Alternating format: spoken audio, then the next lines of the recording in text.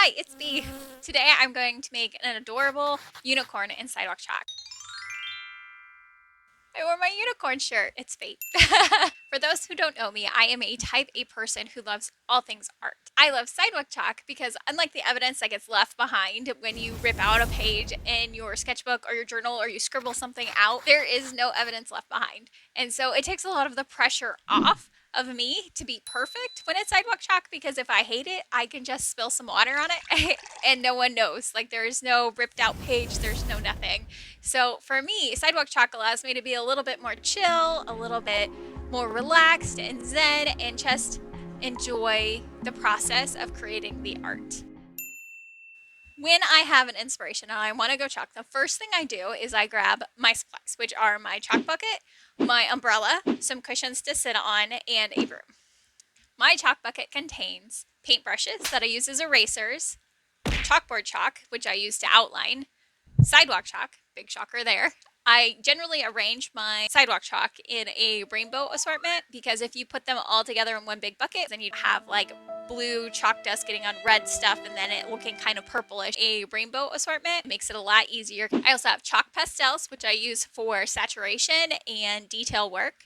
I have silicone fingertip protectors, and those are to protect my fingers from rubbing on the cement. If you have really thick or not as delicate fingers, you might not need that.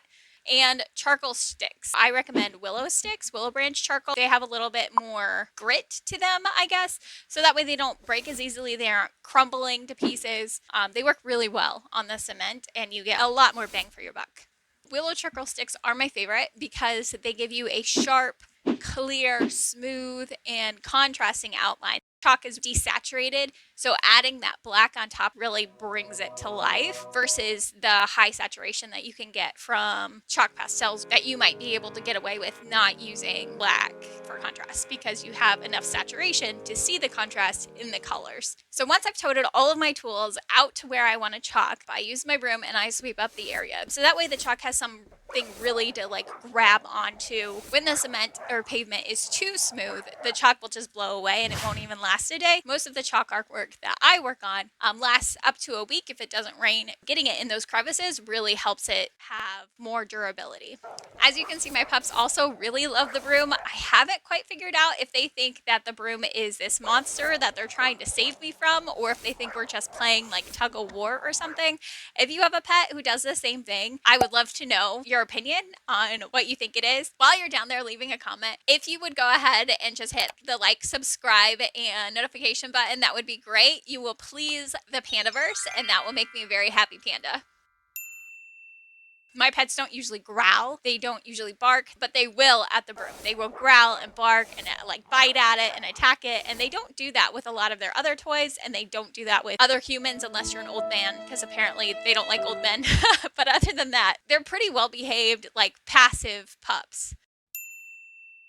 Now that my space is all cleaned up, I set up my umbrella. Now, the reason why I use an umbrella is because my partner was like, "You're getting sunburnt, you need to use this umbrella to shade yourself." Well, when I did it begrudgingly, I realized that I could see my artwork a whole lot better in the shade, because there isn't the desaturation from the sun. Having some sort of shade allows you to see the colors as they are. Usually I can get one outline done per chalk piece. I really like the outline, so that way I can make sure I have the right size and the right space. I'm not going to overdo it, because if I do something too big, it's too much for me. So I have to keep my projects pretty small in comparison anyway to like large murals. Unlike crayons, markers, colored pencils, paints, things like that, I cannot create a swatch on cement and like carry that around. So I do have to swatch manually. I do use the paintbrush to erase the swatch marks afterwards. So anything that's not like really stuck to the concrete gets brushed away. There is usually like a slight fade, but unless you knew that it was there, you're never going to notice it. My chalking process starts with an outline, then a base coat with cheaper, like the really fat Crayola sidewalk chalk, and then I add details and saturation and like color variants with chalk pastels. You need to start with like an actual sidewalk chalk, because those are going to last longer on the pavement. It's like a primer, basically. Chalk pastels are way more expensive. If I just drew with chalk pastels, I'd have to keep my artworks like 6 inches max, and this like miniature little artwork that somebody might stumble across. That actually is a great idea, and I might do that now. I showed my partner my finished chalk art and I was just like, this is so cute. And he was just like, it is so adorable that this unicorn fell asleep on its laptop. And I was just like, laptop? I was like, it's a donut box. And he was like, no, it looks like a laptop. Like, donut boxes are flimsy. Like, if this unicorn's head had fallen asleep on it, it would have smashed the box. And I'm like, okay, that's valid. It's a sturdy donut box then. And I'm like, why are there donuts halfway in this laptop? And he was just like, well, maybe they're sitting on a plate next to it, just like standing up. And I'm just like, okay, maybe, but you're wrong. It's a donut box. So if you are team laptop and you think that this unicorn fell asleep on a laptop, I need you to put that down below because my husband thinks he's right, but he is 100% wrong. It is a donut box. If you are correct, like me, and you think it looks like a donut box, I need you to put that down below too, because even though I already know I'm right, it's really nice to have outside validation from strangers.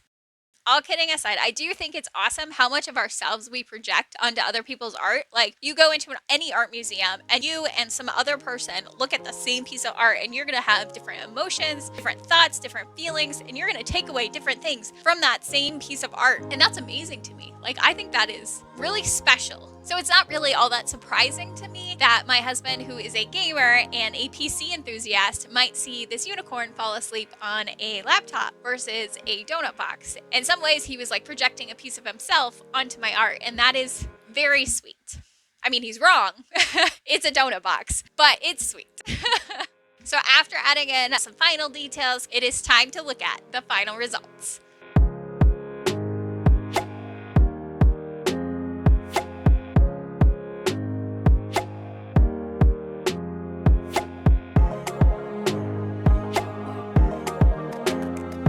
Be a happy panda and please the pandaverse. Pandaverse, pandaverse. Be a happy panda, please the pandaverse. Panda universe, pandaverse, pandaverse, pandaverse, pandaverse, pandaverse, pandaverse, pandaverse, pandaverse, pandaverse. Happy panda, please the pandaverse. If you want to be a happy panda and please the pandaverse, if you want to be a happy panda and please the pandaverse, oh, that was good.